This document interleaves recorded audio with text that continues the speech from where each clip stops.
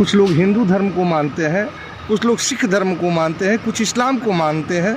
आखिर बार बार आप हिंदू धर्म को टारगेट क्यों करते हैं? मैंने किसी धर्म का नाम नहीं लिया, किसी वर्ग का विशेष का नाम नहीं लिया, ये शब्द आपका है। अभी आपने कहा कि 97% लोगों के ऊपर राज करना चाहते हैं 3%, तो 97% के ऊपर अपनी धार्मिक वृत्तियों को थोपने वाले वो कौन लोग हैं? वो 3% कौन लोग हैं? खोजिए, आप खोजिए से। अयोध्या में राम मंदिर की जो प्राण प्रतिष्ठा होने वाली है, हाँ जी, क्या आप उस प्राण प्रतिष्ठा में आप शामिल होंगे? अयोध्या जाएंगे? वहाँ तो बुलाया जाएगा, जो जिसको बुलाया जा रहा हो जाएगा। आपको नहीं बुलाया है? आप आमंत्रण भिजवाइए, विचार करेंगे। विचार करेंगे या जाएंगे सर? ना, अभी जो आमंत्रण आया हम कैसे नहीं जाएंगे। सर एक तरह जिस तरह से मायावती जी ने जिस तरह से एक बड़ा फैसला लिया है और अपने भतीजों को उत्तराधिकारी घोषित किया है, हाँ, तो जो सक्रिय राजनीति से मायावती अपने आप को दूरी बना रही है, इसको कैसे देखते हैं आप? क्या वजह है मायावती को सक्रिय राजनीति से दूरी होने की? इसका उत्तर तो बेहतर हमारे ख्याल में सुश्री बहन मायावती दे पाएंगे। नहीं, आप काफ़ी करीब रहे हैं मायावती जी के, काफ़ी करीब रहे में हैं था जी, लेकिन चूँकि बहन जी तो ही कर रही जो उनके साथ हुआ था। मानवर काशीराम जी ने उनको उत्तराधिकारी बनाया, तो उन्होंने आकाश जी को उत्तराधिकारी बना दिया, तो उसमें मैं कोई टिप्पणी नहीं करना चाहता। काशीराम जी ने अपने परिवार के सदस्य को नहीं बनाया था सर? परिवार सदस्य को नहीं बनाया था, लेकिन इन्होंने अपने परिवार के सदस्य को सही है, लेकिन फिर भी किया है जी। फिर भी चूँकि वो पार्टी की राष्ट्रीय अध्यक्ष हैं, वो क्या निर्णय लेती हैं क्या नहीं लेती हैं, उसमें मेरा निर्णय और मेरा सुझाव शामिल नहीं है। इसलिए जैसे आप वैसे मैं। बीजेपी और आरएसएस भारत को एक हिंदू राष्ट्र घोषित करने जा रही है, करने वाली है, और हिंदू राष्ट्र बनाने की बात कर रही है, इसको कैसे आप देख रहे हैं? देखिए, यह देश को बांटने का बीज बोया जा रहा है। आपको याद होगा 1922-23 में द्विराष्ट्र की अवधारणा हिंदू महासभा ने की थी। 1939 में वीर सावरकर जी हिंदू महासभा के राष्ट्रीय अध्यक्ष हो गए।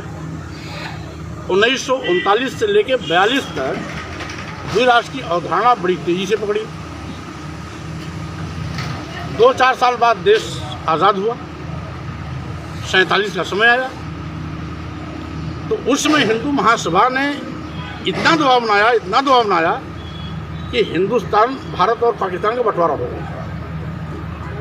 वो बंटवारे के लिए जिन्ना जिम्मेदार नहीं थे, हिंदू महासभा जिम्मेदार थी, क्योंकि जिन्ना कभी भी अलग राष्ट्र की मांग नहीं किया।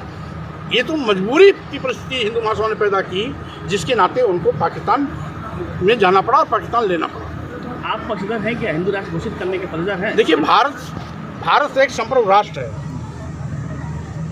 इस भारत संप्रभु राष्ट्र बनाने के लिए हमारे देश के हजारों लाखों लोगों ने अपना बलिदान दिया, त्याग किया, जेल की यातनाएं सही, लंबे अरसे तक संघर्ष किया।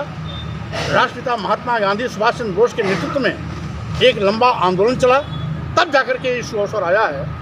तो आज इसको और सशक्त बनाने की आवश्यकता है, न कि इसको खंडित करने की बात करनी है। सर, आप भगवाधारियों को आपने एक आतंकवादी से तुलना किया था, कैसे इस बयान को कैसे क्या कहेंगे? ये भगवाधारी असली यहाँ बैठे हुए हैं, इसलिए भगवाधारी को मैंने नहीं कहा। वो भगवाधारी जो भगवा के वेश में आतंकवादी भाषा बोलते हैं, वो आतंकवादी हैं। भगवा रंग वाले तो हमारे यहाँ ही बैठे हुए हैं, हमारे भंते लोग भगवाधारी हैं। इसलिए भगवा का सम्मान है, लेकिन भगवा के वेश में जो आतंकवादी भाषा बोलते हैं कौन वो लोग? जो स्वामी प्रसाद मौर्य का सर कलम करने की बात करते हैं, तो वो लोग हैं जो स्वामी प्रसाद मौर्य को गोली मारने की बात करते हैं, जो स्वामी प्रसाद मौर्य का सर कलम करने के लिए तलवार खरीद के हवा में लहराते हैं, जो स्वामी प्रसाद मौर्य की जीभ काटने की बात करते हैं, जो स्वामी प्रसाद मौर्य का हाथ और कान नाक काटने की बात करते हैं, जो स्वामी प्रसाद मौर्य के लिए 51 करोड़ रुपए देने की घोषणा करते हैं, ऐसे आतंकवादियों को हमने आतंकवादी कहा था, आज भी कह रहा हूँ। सर, तो आप हिंदू के बाद मुसलमान या ईसाई पर क्यों नहीं कटाक्ष करते हैं? आपको ये नहीं मालूम होना चाहिए कि आपको मालूम होना चाहिए कि मैं भी हिंदू धर्म में ही पैदा हुआ, इसलिए जिस घर में मुझको अपमानित किया जाएगा मैं अपमान की पीड़ा को सार्वजनिक रूप से कहूँगा। अब आप अपने को क्या मानते हैं, हिंदू या कोई अन्य धर्म से? अभी मैं भारतीय हूँ, इसलिए आप बात हिंदू की नहीं है, हमारे यहाँ की तो संस्कृति है, हिंदू मुस्लिम सिख ईसाई सब हैं आपस में भाई भाई, हम तो सभी धर्मों का सम्मान करते हैं, लेकिन आप किस आज धर्म मैं से हैं? भारतीय हूँ। सर आपके सर एक आचार्य क्या है सर? धर्म क्या है? मानवता। अरे भाई, जब भारतीय हूँ और भारतीय संविधान हमारा ग्रंथ है तो सभी धर्म हमारे धर्म है। उस ग्रंथ को भी तो आप अपमानित कर रहे हैं सर, सनातन धर्म को भी अपमानित कर रहे हैं। आपको यही नहीं मालूम? आपने राम पर टिप्पणी किया है। आप पहले सुन लो। जी सर। राम की टिप्पणी मैंने कब किया, पहले बताओ।